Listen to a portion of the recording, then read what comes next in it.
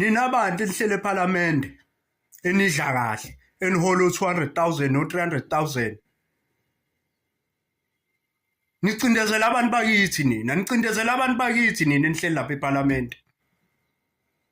Ingane zabantu zafundiswa ngemali kanzima ifundiswa abazali. Abazali bathatha izimali zabo zokugcina benza amaloni, bathatha izimali zabo bafundisa izingane zabo ema-university ngoba befuna ukuthi izingane zabo zibe nekusasa. Niyajika nina futhi izingane maze applyela umsebenzi nifuna ukuyikhwela. Nifuna ukukhwelana nezingane zabantu maye applyela imisebenzi yomasipala. Izingane zabafana nifuna o20,000 bogwaza lapha ko-metro. Nibhizi lapha ko-metropolis nifunana no20,000 nibhizi ngalana nifuna ukukhwela izingane zabantu nibulala izingane ngedepression man. Yiphi kanti lenkululeko abantu bakithi abayilwela kangaka namhlanje sebecindezelwa yini futhi nini enisemandleni? Nikhwela izingane zabantu exakekile ezingenalutho ezama ukuthi zibe nestart ezama ukuthi ziye phambili ezama ukuthi zibe nedirection zifuna imisebenzi nina niyajika futhi nithatha abantu bokufika niyobafaka lapha emsebenzini yomasipala.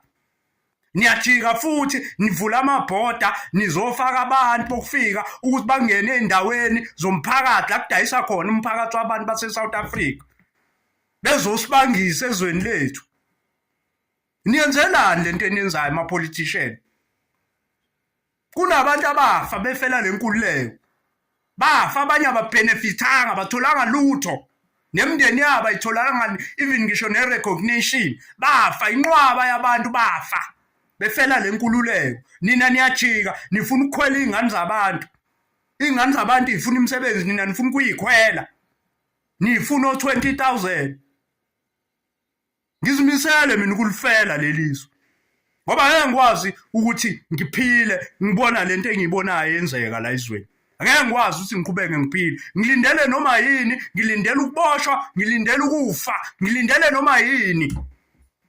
Ngoba sikhathalela amanyala enzakalayo la eSouth Africa. Sicindezelwa yini abosopolitiki? Yini enisifaka kwi-depression? Ngivulela abantu bokufika ngamabomu ukuthi bangene lana bazosibangisa. Niyajika futhi nifuna ukukhwela izingane zamantombazane applyela umsebenzi. Ha.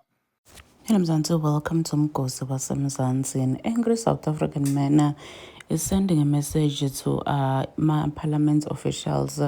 He's saying ukuthi nihleli lapho nidla imali ayikho into oleniyendako instead of spending imali nihola bo 100,000 bo 200,000 kuba yikho into leniyendele South Africa nikhohlakele ni corrupt ni busy nibhatalisa abantu ukuthi nibafake emsebenzini nifuna kulala nabo ukuthi nibafake emsebenzini konke buka masipala. So uyasho nje ukuthi dodi lento leniyenda ngoba labaningi bacommentile kule post elobhodi basho ukuthi ukhuluma iqiniso nangokuthi vele lokho kuyendeka ufuna udize kuze uthole umsebenzi kufuna ulale nemuntu kuze ucashwe bona bahleli chawing imali yema-tax ebantu labasebendayo. Do comment your thoughts on down on the comment section. Don't forget to hit the notification bell. What do you think ngale nkulumo elobhodi? Mina nawe siyibonana kule video. I'm signing out. Goodbye.